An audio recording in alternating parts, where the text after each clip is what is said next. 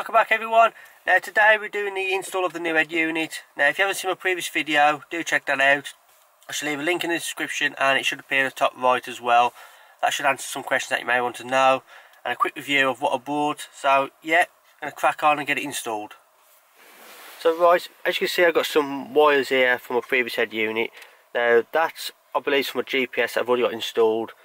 Now I'll get on to that later in the video, but basically all I've done is wire it through back of the driver's footwell up for the door sill and for the A-pillar, and it's on the windscreen. Now some people leave it on top of the head unit, but if you want the best signal it's best to be out where you can see the sky basically, and that's for my external DAB, as I mentioned in my previous video. I'm a pure highway, and that there's for my microphone. So that's all that is, if you want to know what them wires are for. So first of all, if you've got the original head unit for the Sony one, you just put 4 radio keys in the top corner, make sure they lock, and they just pull out dead easy. And radio keys, if you ain't got none, I think Alpha sell them, or you might have them in a bumper and trim removal set, tool sets sort of thing, so you might have them in there as well. But yeah, it's a T25, I believe it is. A quick check. Yeah, T25 screws. Get these 2 screws out first. I'm going to miss my carbon fibre, I know that, but oh well, it's for a better unit.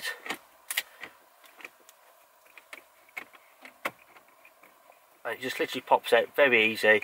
But what I'm going to do, just to make sure, I'm going to put a quick trim tool around the corners and just edge it out nice and slow.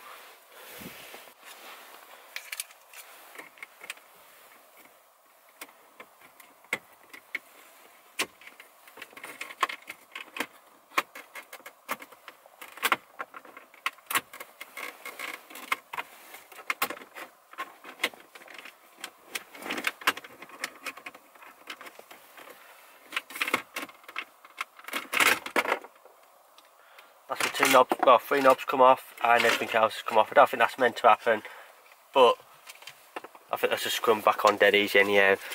So that's the phase here off anyhow. So I'll just repair my dials. That's just decided to come off. So I should crack on with that first and then get back to the video. So we've just got the wire for the radio, FM radio, which I don't really use, but I'm going to install it. I think it's probably a knack how to do this, but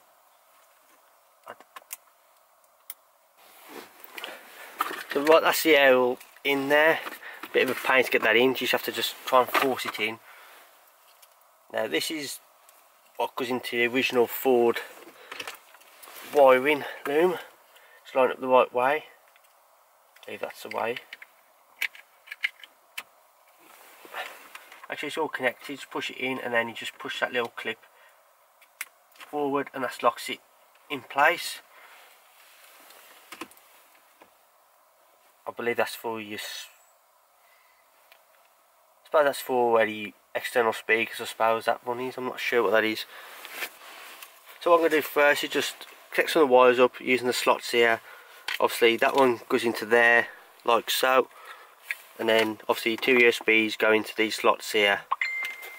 So on my GPS, that's quite simple. Just plugs into there. I could use the old one off my old head unit.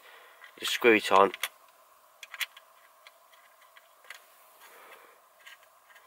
Onto there.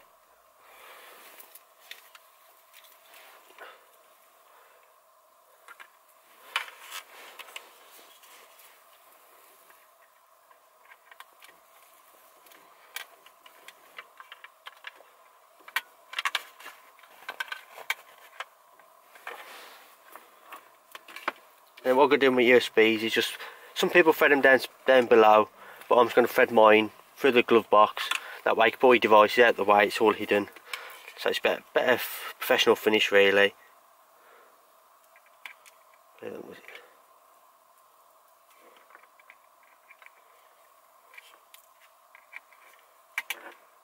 That's one USB in.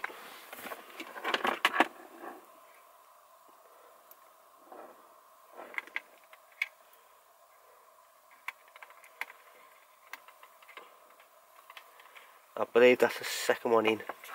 So all I'm going to do now is just quickly put the wires where I need them to be. Obviously this is down to your personal preference, and then just tidy them up with some cable ties, and we'll get back to the video and just slot it all into place. But that one there just goes into that one there just before I just quickly do what I need to do. So before, I've now wired everything up and put any connectors that I don't need, put a bit of electrical tape over them and cable tie them up, make sure they're nice, neat and tidy. Now one thing I want to say before I put it in is just got to take these clips off here. They're a bit of a pain to get off, but they do come off eventually, and stick them onto your new head unit.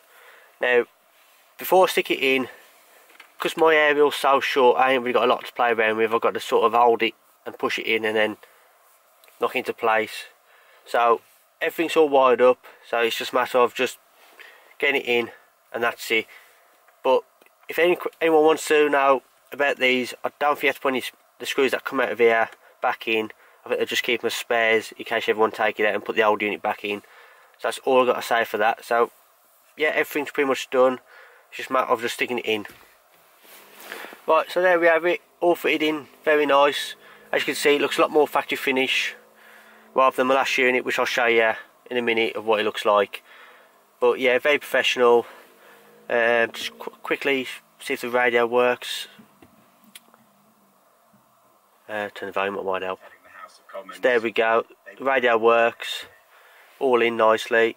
So what I'll do after about a week, I'll give a quick review of it, show you any functions I've found, if there's any problems I found with it, and basically show you any tips, tricks I've got if I find any. So I hope you like this video. I'm just going to quickly tidy up the wires in the glove box now. But if this video gets released before Christmas, then have a good Christmas. If it gets released after Christmas, then I hope you all have a good New Year, and hopefully we'll have a better year, more shows next year. So yeah, thanks for watching, and all the best.